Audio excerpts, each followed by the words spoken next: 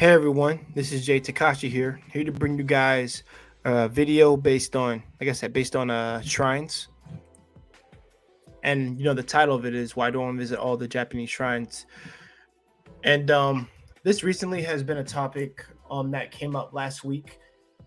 I recently did a collaboration with my girl Brianna E on a stream where we were talking about literally the movie Worthing with You or Tenki no Ko. Yeah, Tenki no Ko. And one of my and with throughout that movie there was the Tory, the Tory Gate that was in there that connected Hodaka to let him go to the other world to get Hina back. And I literally thought of making a video based off this because one of the most fascinating things about me wanting to go to Japan was wanting to visit the shrines, and I mean all of them, literally all of them, because for some reason they have an enticing allure to me that I just want to go visit them because not only just that, because of the lore itself, because of the history that they all represent. You know, what is their reasoning? Like I said, why were they built? And and the best question I think you could always ask to anybody is that were they necessary within a time period like kind of like not the one that we're in currently, but like back in the day, more so back to like like Tokugawa era, feudal era, like a whole bunch of, like I said, a bunch of eras to go back to see when these things were actually built. So I'm gonna be like I said, like I said, I've already taken like the necessary precautions for this topic, and I am gonna do a screen share later on to show you guys what some of these shrines look like, and definitely what the Torii Gate represents too. And there is a subsection called Shinto shrines, and either I might cover it, I might cover it in this video, but I might not, more often than not, because I can cover that in another video once I spend more time doing that, because I've been very busy this week, guys. But yeah, like I said, I had to make a lot of time to study for this, but also just to get my bearings in the reps. And hold on, guys, haven't looked at the comments yet.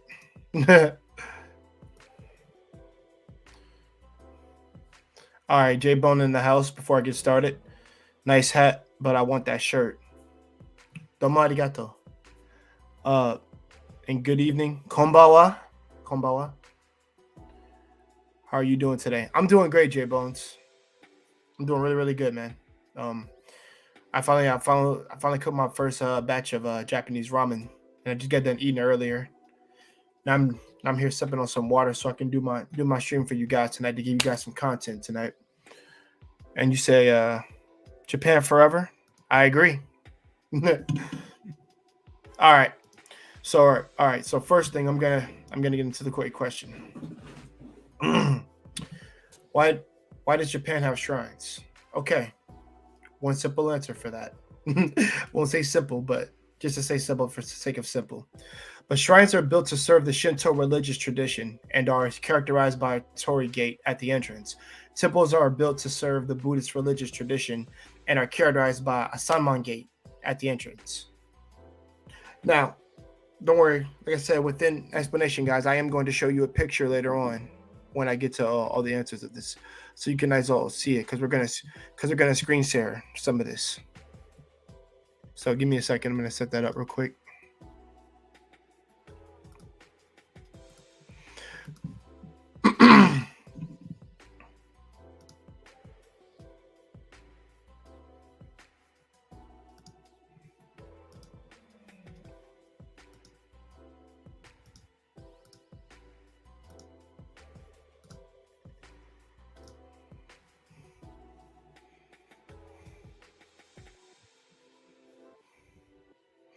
Now, hold on, guys. Now, what was in that explanation? Oh, give me a quick second. I hate people.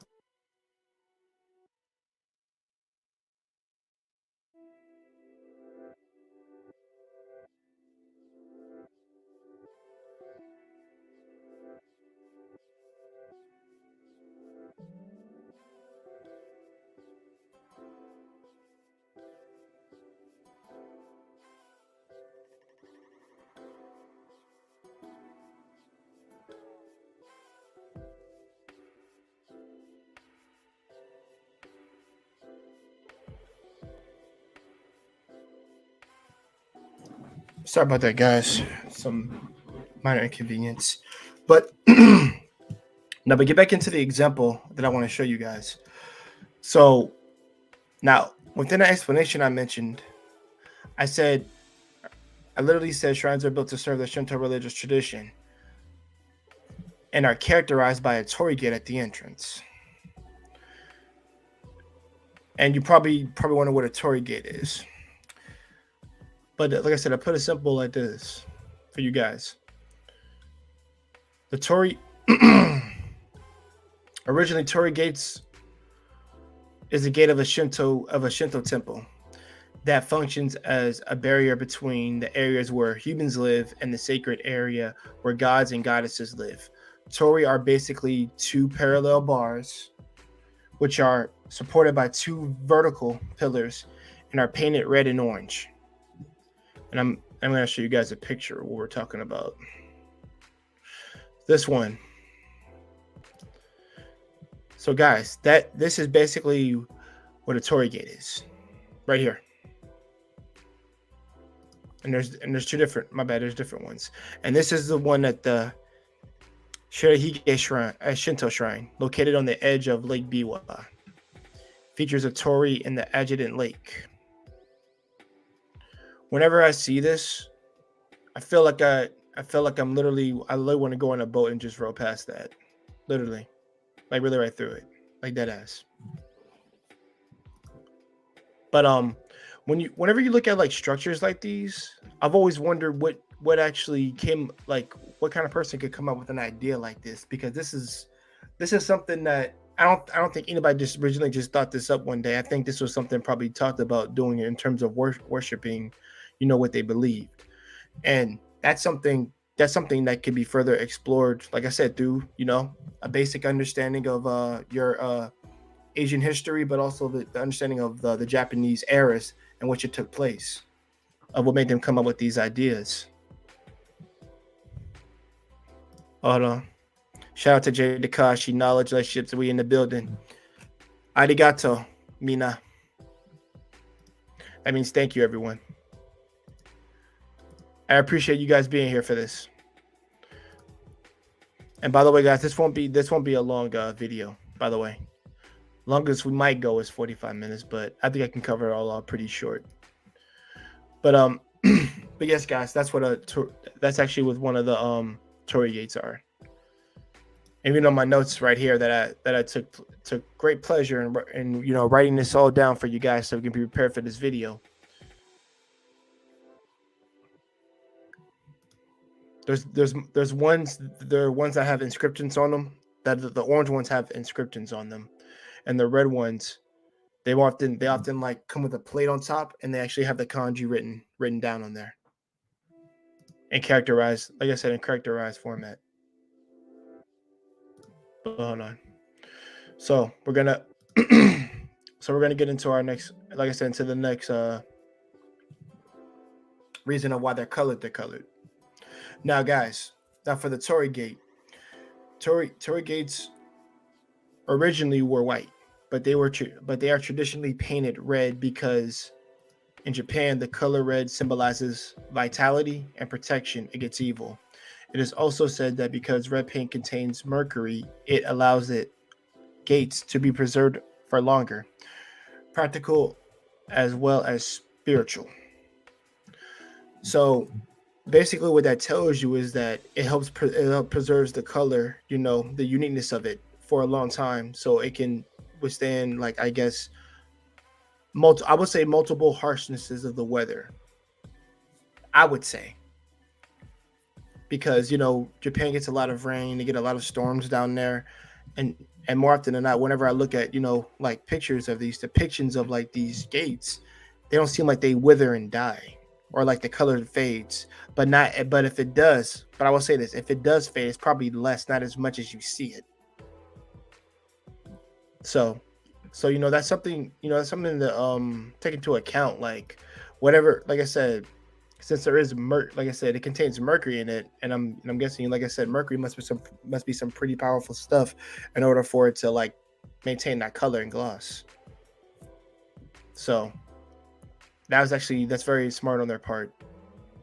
to make sure that, like I said, the characterized kanjis and like the letter, the characters actually stay written on that Tory Gate, because it just shows how much they're willing to put into these things. But also, like I said, it's their history, so I can understand why they would go to those links for that.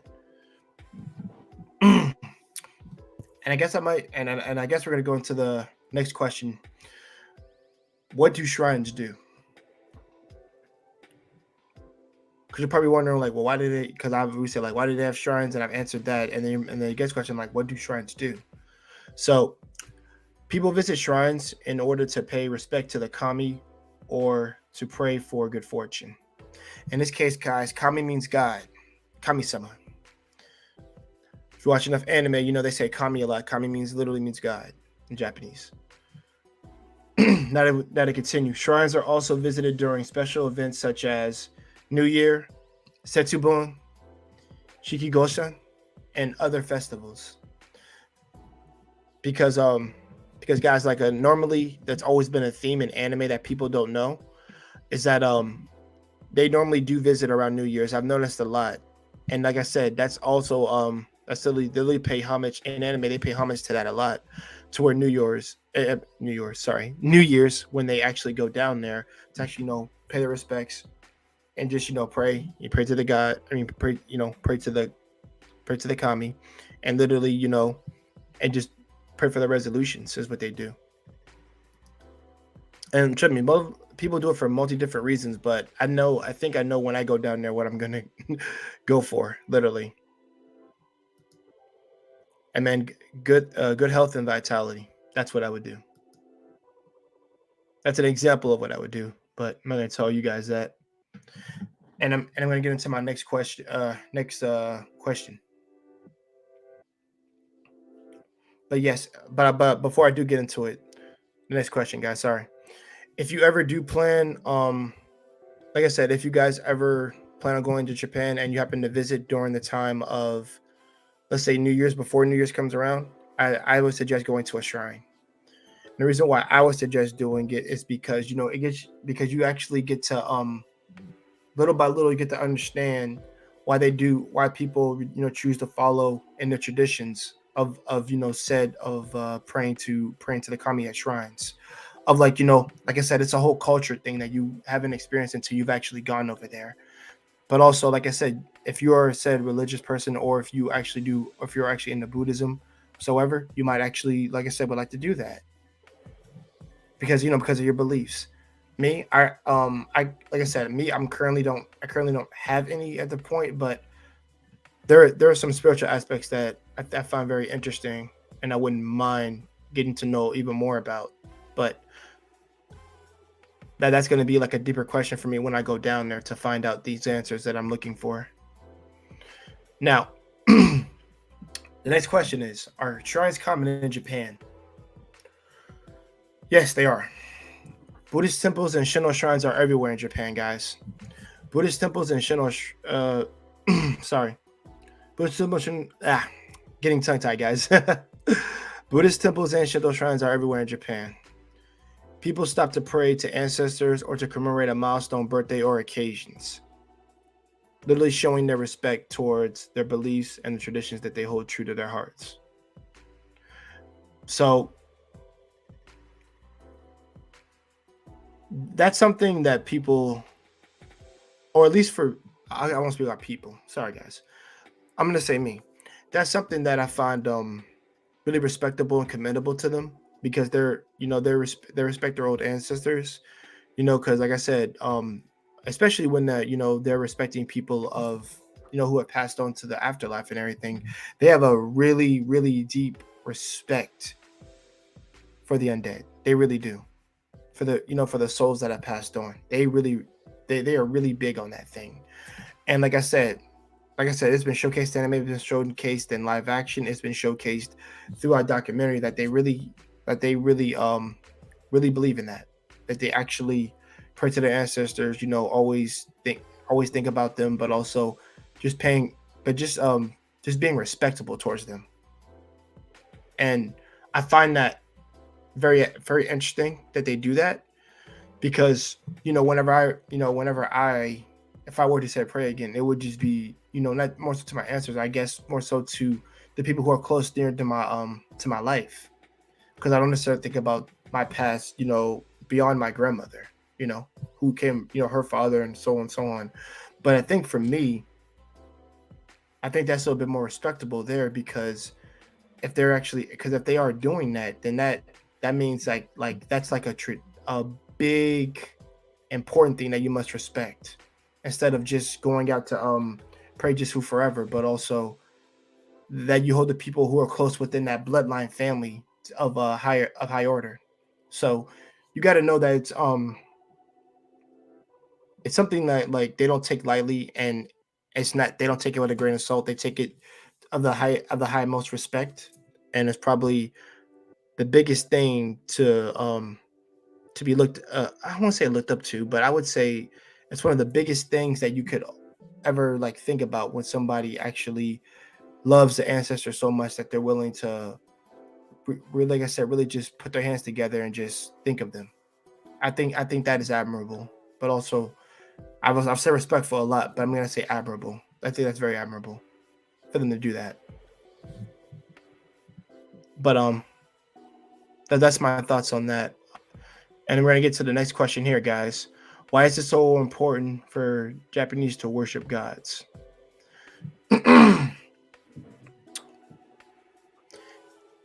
Shinto gods are called kami. Like I said, guys, kami stands for God. There are sacred spirits which take the form of things and concepts important to life, such as wind, rain, mountains, trees, rivers, and fertility. That's the biggest one, fertility, guys. Consequently, the purpose of most Shinto rituals is to keep away evil spirits by purification, prayers, and offerings to the kami. Now, granted, if anybody here has seen Your Name, which is an animated movie, um, literally it talks about like the red line of fate. People being connected through different times. But and within that movie, the main girl, she was literally a shrine maiden, basically a Miko. And whenever, like I said, more often than not, some shrines have Mikos that literally they literally do offerings to it. And actually, you know what? I will do a video on that coming come next week, most likely, either next week or the week after. But on shrine, like I said, on shrine maidens / Mikos. But yes, normally within the tradition that they hold and they see fit is that, like I said, it's got to be followed, and it's got to be respected. So it can't ever be something that played off for a joke or not, because like I said, they take that very seriously over there. So you gotta understand, when they're doing like purifications, they throw water on their backs. They're literally dressed in all white. So like I said, there's a lot of prep, and there's a lot of things that come into doing this.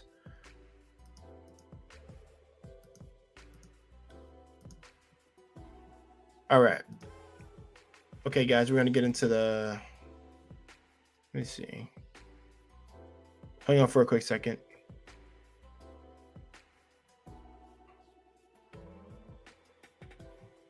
All right. Now we're gonna get into. I'm gonna show you guys a couple of shrines over here.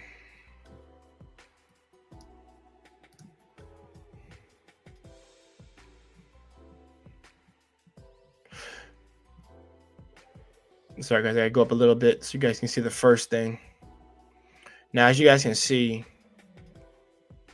right here, harmony with nature, shrine sites.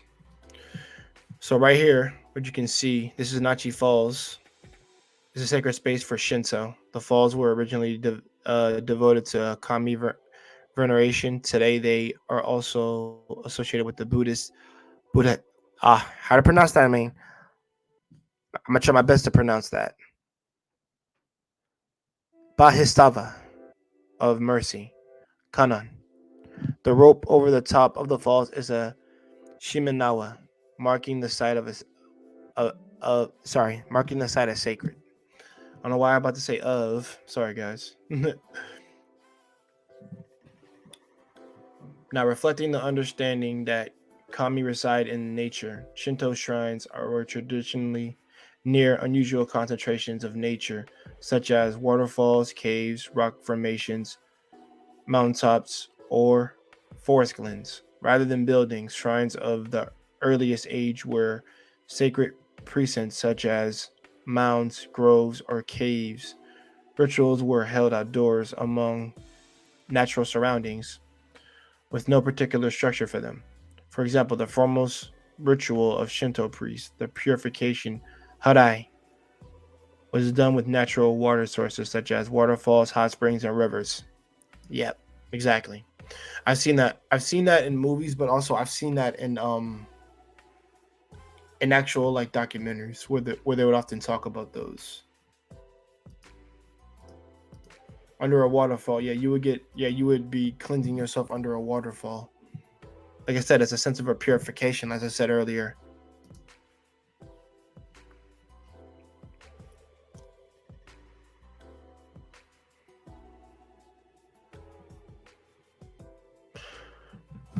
And guys, this is one of those other shrines you haven't seen. It's the Seigantoji Pagoda. It's a Buddhist temple. Nachi Falls is visible in the background. So this one we saw right here, this is what was in front of that falls right here. Literally. On the other side. And that is an amazing structure. Like I said, whenever I see structures like this, they just, like I said, they entice me to go to them.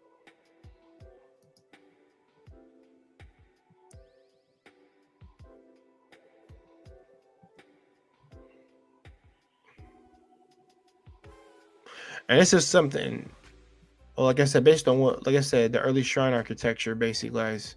The earliest constructed Shinto shrines suggest that form of single dwelling houses in ancient times were in fact intended to house ancestral spirits who would be given food offerings. This prehistoric Japanese ancestor worship was incorporated into the Shinto practice of ensuring deities named in the Kojiki and historical heroes as kami. Like the earliest Japanese dwellings, the shrines were made entirely of wood. For walls, no clay or mud was used, nor was plaster or mortar. Poles set in the ground supported a thatched roof and walls. Thatching consisted of either the barks of the Japanese honaki, hinoki. I said honoki, sorry, hinoki. Or miscatheus or thin wood plates, and the ridges of roofs are made of wood in the shape of a box. And everybody knows, like I said, like that top, yeah, it's just to prevent rainfall. What it says here, Lordy. And the timbers of the roof are called chiki. The short logs lying horizontally across the ridge of the roof are called katsugoi. No, katsuogi. There we go.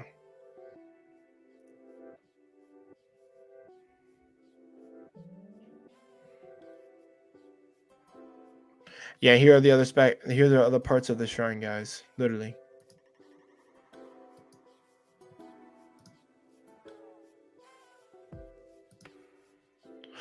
Yeah, and this right here it says the Nachi Shrine is a Shinto Buddhist multiplex. Indigenous practices of Shinto gradually incorporated imported practices of Chinese Buddhism. The syncretic history of Japanese religion can be seen in the evolving architecture of sacred spaces. Yep, like I said, all the engravings and the characters are on here.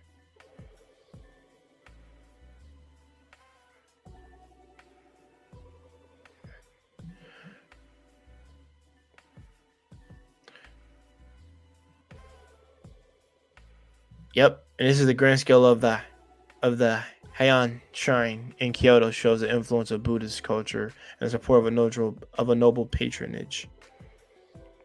But yeah, basically, guys, this thing is really huge. Please believe that. You're gonna feel like an ant when you come in here, and that's what I think is what's gonna happen to me most likely. And here's another. Well, actually, this is the Ishidori Stone Gate at the entrance of the Toshogu Shrine. Was dedicated in 1618. Yeah, see, I can tell how old it is. Like that has withstood the test of time, is what it looks like. And also, like I said, it depends on where it's built, but I can tell it's withstood the test of time, literally.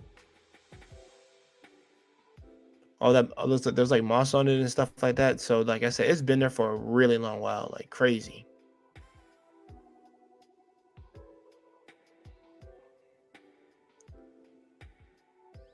And I think this one looks like it's more made out of wood, actually, right here. This one, you guys have seen this one before. This is the one that just kind of, it's a little spooky, but I think it's fine.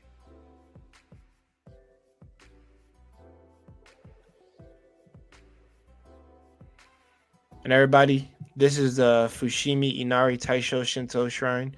These are the ones that I said that were colored in, the ones that were orange and red, but these are the orange ones, it looks like.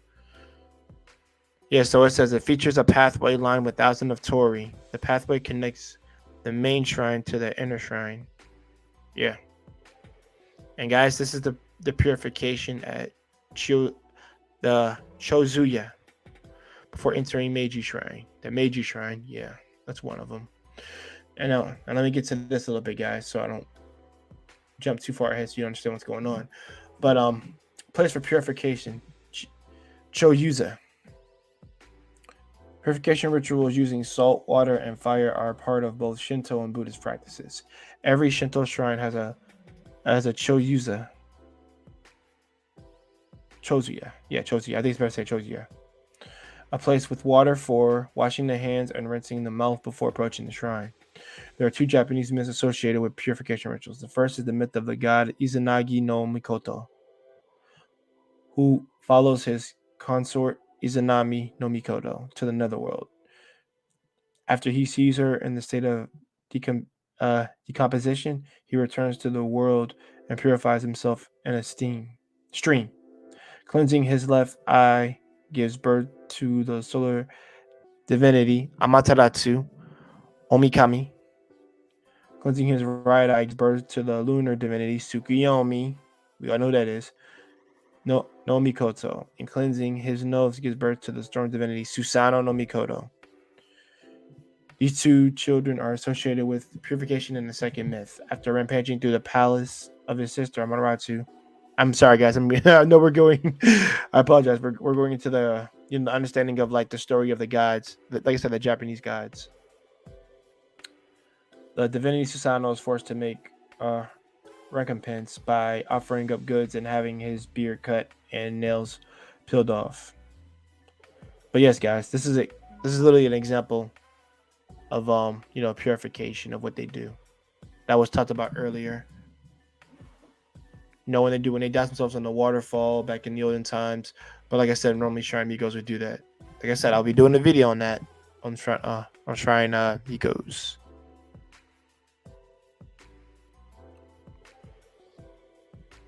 All right.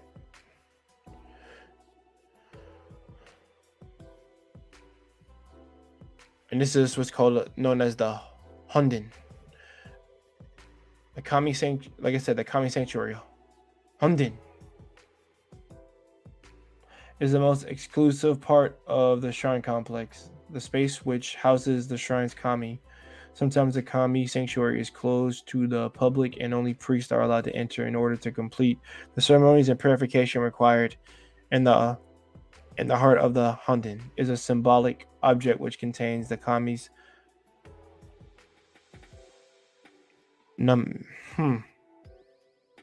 Nemenius spirit. I don't want to say pneumonious because that's not it. How you pronounce the word, guys? But the kami spirit called the Goshintai. Yeah, Goshintai. And normally structures like this are like in I guess the best way I would tell you with series to read. Vagabond has lots of structures like this. Kenshin has structures like this. Whenever you're reading about I would say the feudal era, or I would say whenever you're reading about the feudal era, the Meiji era, and the Tokugawa era, there were lots of infrastructures like these that they actually literally put within their books, but also they're trying to show you like literally how they took the time to build these certain structures in order to serve the purpose of what they were traditionalized for. So that's always, like I said, always keep that in mind.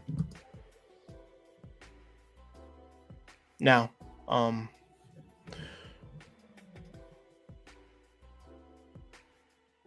don't want to skip much of this, but yes, like I said, there's a worship hall, which is Haiden, and then there's Hayden, the offering hall. So they have two halls, the worship hall and then the offering hall. But let's go to the worship hall real quick, guys. In the case of the active deities, prayers and food are offered before the kami sanctuary, Honden, in Honden, the inner temple. However, for the kami of nature of natural phenomena, prayers are offered at the gate or at the outer temple. In ancient times, they were offered on the open ground. Later, the Japanese introduced worship halls, Haiden, facing the sanctuary to serve this function. In case of some special shrines, such as the Great Shrine of Ise, prayers are offered by both priest and laymen sitting on the ground outdoors where a temporary structure is built for offering prayers. All right, guys, now we're going to go into the offering hall. I don't know if we're going to cover the entire thing, but we should. I don't want to skip anything that's important. All right, so Hayden. The most important Shinto ritual for assuring the kami's permanent dwelling in the shrine is the offering of spiritual flesh. Food offerings are made in different ways at different shrines. The ritual may include placing food on a table, hanging, scattering on the ground, burying it in the earth, or releasing it into the water. In case of some active deities, the sanctuary containing the representative object is the focus for the sacred practice, and the sanctuary doors may be kept open during the offering. At shrines for the kami of natural phenomenon, the doors of the sanctuary may not be open. Therefore, special offering halls, Hayden, were built for offering food. All right, there you guys go. So it seems to me like, like I said, the worship hall is literally what it is. Literally for prayers and food are offered for the god in order as a way as a medium of exchange. Like I said, to follow in order for them to I guess to be in a god's good grace. I say gods, their kami's good graces. Let's just be like that. But at least to me, like guys, like I said, because like I said, there's some things I'm ignorant towards in terms of that. But if I had to make a guess off it,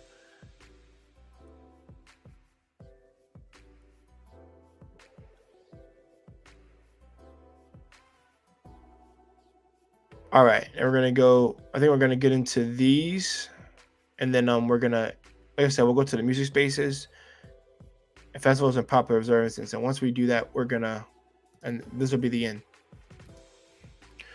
So, music spaces. Music halls and platforms for dancing were introduced during the medieval period. They are elevated platforms for musical performance. Sorry about that, guys. Placed at both sides of a shrine, temporarily built for each ceremony. Singing and dancing are thought to increase the harmony between the kami and human beings. In the early period of Shinto practice, all worshippers were required to engage in the sacred singing and dancing, but today only experts perform these practices in shrine. Now, granted, like I said, hence is part of a tradition. They would often have, like I said, mikos, commit, like I said, a ritual dance, but also, as a way of, like I said, to quelling their god and showing respect towards, like I said, the god itself. And they were, like I said, they would dress in white, and then they would literally have one, I guess sacred. They would have sticks with like talismans on them, and then they would literally as a way of like cleansing and purifying too. That goes back to purification though. But also, like I said, I've seen, at least in animated films. I'm thinking of actually seeing a full on one in live action, which is something I'm really live action. I'm sorry, guys. Real life. I keep saying live action. In real life, that I would like to see, because I'm big on festivals. I kind of like going to them from time to time, but also that would be something I would love to see. You know, traditional Japanese, dancing.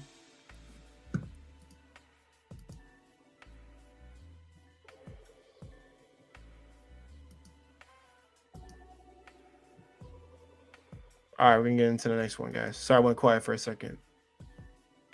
I definitely would love to see it though. Festivals and popular observances. This is the last part, guys. Bear with me.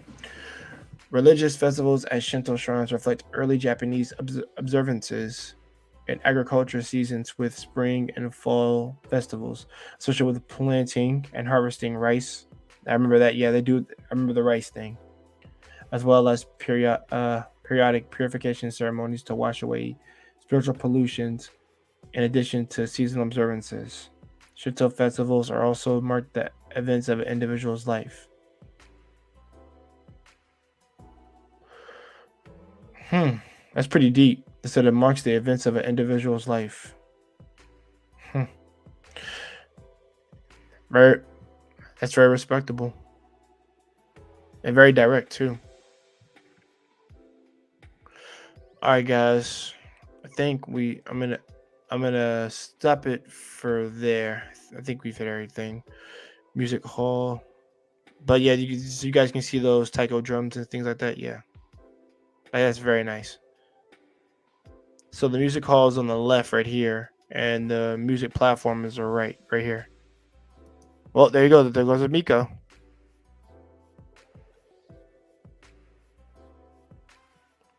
And it shows us the holiest shrine. Yeah, the Ise Shrine Complex is the holiest of Japan. It is located in Ise City in the Mie Prefecture on the southeast coast. The shrine is composed of two similar complexes. Gotcha. It is dedicated to the goddess Amaterasu Omikami. The second complex, the Geku or Outer Shrine, is about 6 kilometers, 3.7 miles away. It is thought to have been built in the 5th century for. All right, guys. Like I said, this is where my Japanese got to shine.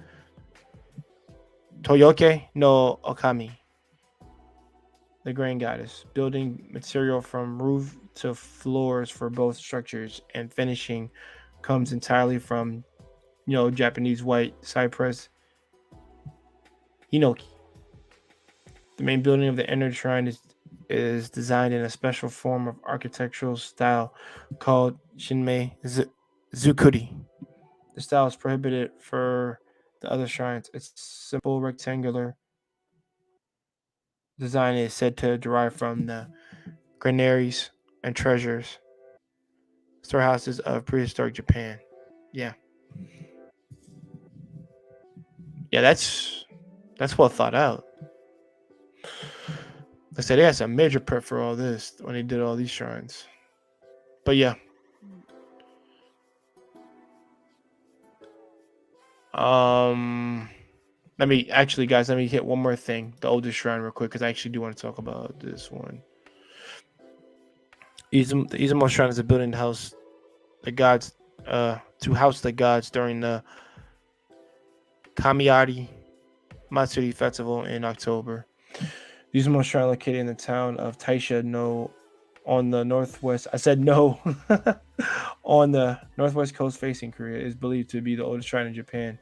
The Kojiki in the 8th century describes the mythic origins of the shrine and the story of its chief kami, Okani Nishi.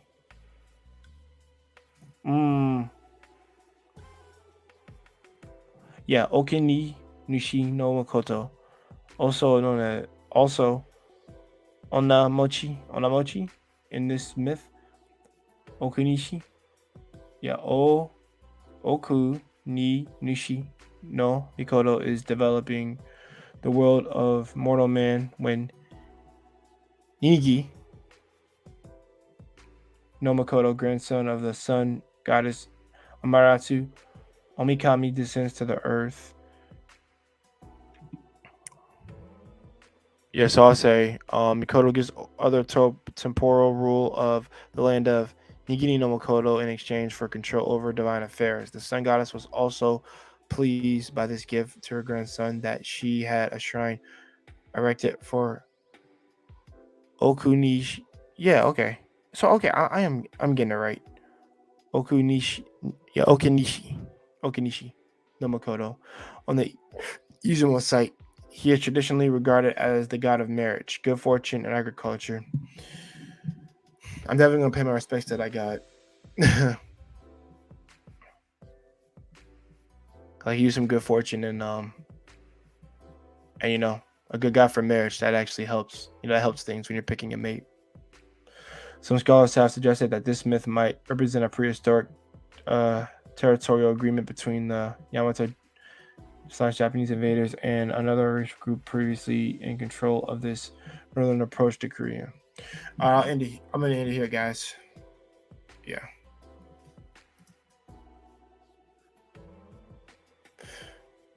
All right. I'm gonna stop that, guys. There. I do want to edit on this one. It's the one that always entices me. All right. So, guys, with all that being said, there's a lot of lore, there's a lot of history, a lot of homage and payment that goes to the gods when it comes to these shrines. Like I said, it's cultural, it's cultural, it's spiritual, it's traditional, it's like I said, historical. So these, like I said, these shrines are just, like I said, I think they're just, I consider them bodies of art and just body/works of art that are just so beautiful, and that they were well thought out, they were well planned, to be built the way they look, and also they were paid to be respected and to pay homage to their gods, and the offer, as a way to, as an offer to gods, a place of like holy sacred, I won't say matrimony, a place of holy sacred purification, of where people could just gather and to where they would congregate to like the god and follow in the ways of it. So that's really all that I read right there, but also the notes that I had here when that answered the questions that I answered. Like, some things come full circle when you finally go there, and actually just questions that you were having previously just kind of get answered when you go there. So that's something I'm looking forward to when I go there, and why I do want to visit all of them, because I think each one is going to represent something different, a different aspect in my life, maybe, or like give me a different understanding to different things. I do believe that when I go visit all of them, because that's something that is just that I just got to know when I go to one of them. But also, I just want to just throw my mind out to the white side and just actually go to it, and be respectful when I go there, of course, which I will always do, because I'm the type of guy that likes to go to places and be respectful towards them. I'm not like just ignorant to anything and be disrespectful to something. That's not how I do. But that's one of the main reasons why I titled the stream the way I did. Why do I want to visit all the shrines? Because I might find out more things to myself that I haven't found out. But also, maybe go visiting these shrines can help bring that out too. And I don't mean like to my hard work, guys. I'm talking about who I am as a person, individual. I don't know if anybody can get behind that, but that's really what I think. And with that being said, guys, this has been my video of why do I want to visit all the Japanese shrines. But also, I gave you guys an explanation what shrines are, how why they were built, the purpose for them being there, since their indention, how long they've been there. Like, trust me, guys. Like I said, this was something a 2-day thing that I thought of after my stream last week with someone. So, if you like the video, be sure to like and subscribe, and also comment below. Like I said, I take any amount of criticism fine. Like I said, any comment helps. Tell me to make my streams and my videos better, and you guys can do that, and I can do it by putting in the work and also taking the information that I'm received in the comments. So don't worry, don't be shy, and just be honest.